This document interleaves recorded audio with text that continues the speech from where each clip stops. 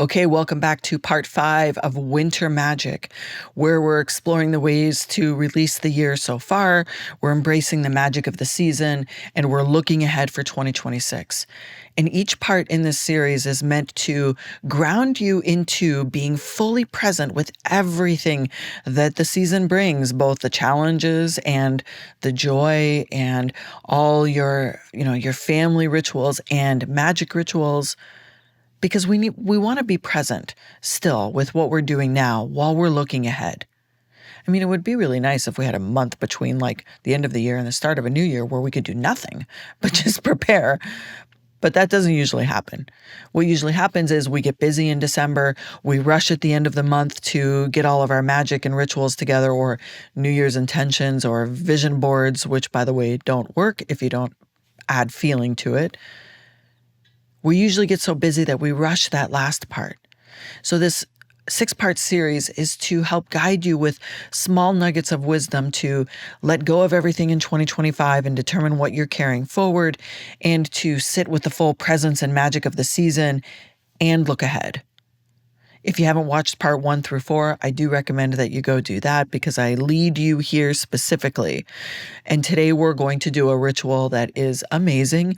It's fun. It's powerful because we have started to really visualize what's coming in 2026. We have released a lot of the tension of what we don't want to carry from this year ahead. And we've done detailed work around starting to activate and build power. Power, our own internal power, the power of our will, the power of our spells and our magic, combined with visualization, is the key to creating what you want. And we have to feel it in our body. So everything that has brought you here till now matters. And today, when we talk about this ritual, it's called the Stars Ritual. We're going to start writing it out. We're going to start playing in the fields of, if I want this thing, then I know I need to be this thing. Or if I want this thing, then actually what I really want is to feel this thing. Because most of the time when we have tangible outcomes in our full magic intentions for a year, it's because we desire to feel something. It's not usually just the thing. It's not usually just the car or the new job or the new altar candle or the new bread maker. And I have no idea where that just came from. Maybe one of you wants a new bread maker. It's not usually that thing. It's the feeling that it gives us.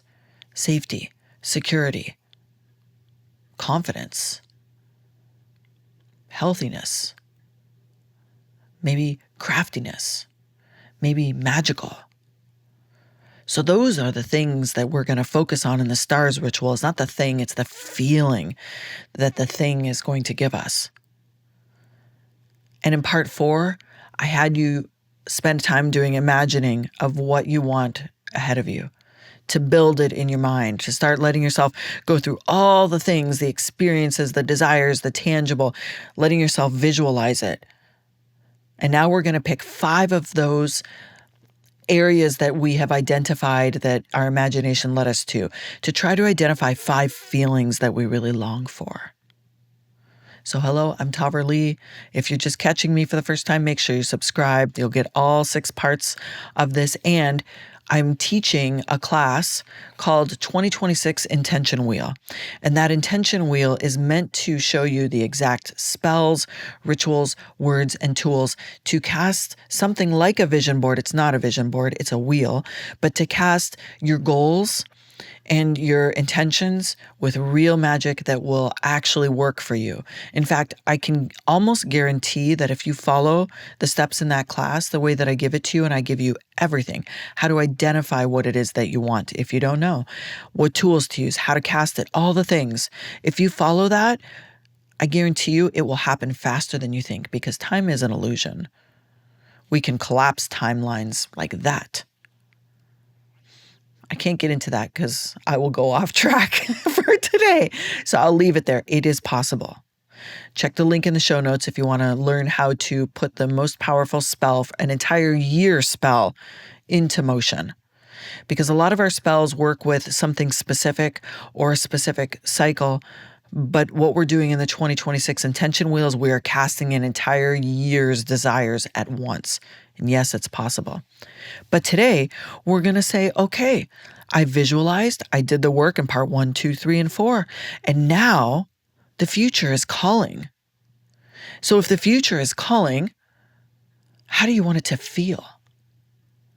And this is what we're doing for the stars ritual. So you're going to identify 5 areas that your imagination has brought up, or your intentions that have been weaving into your field in this series.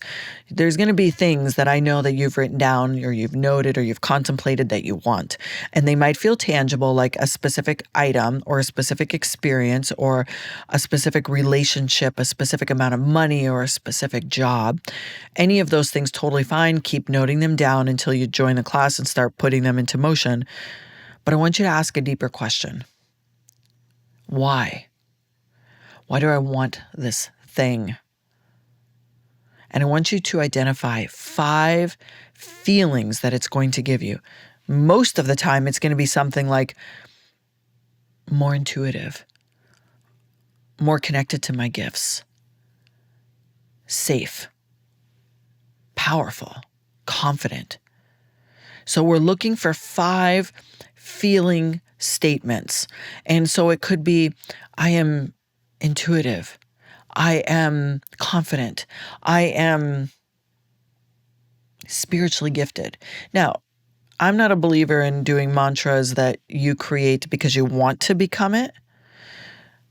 You need to have a little bit of it now. It needs to feel a little real. It needs to feel a little real.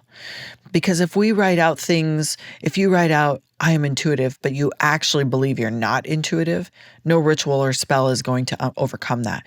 What you might do instead is write, I am open to becoming more intuitive.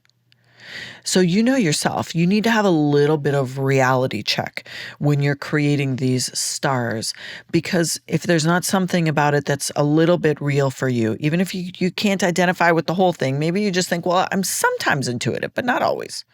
That's okay. But if you write down, I am intuitive, but you actually don't think that you are, this won't work.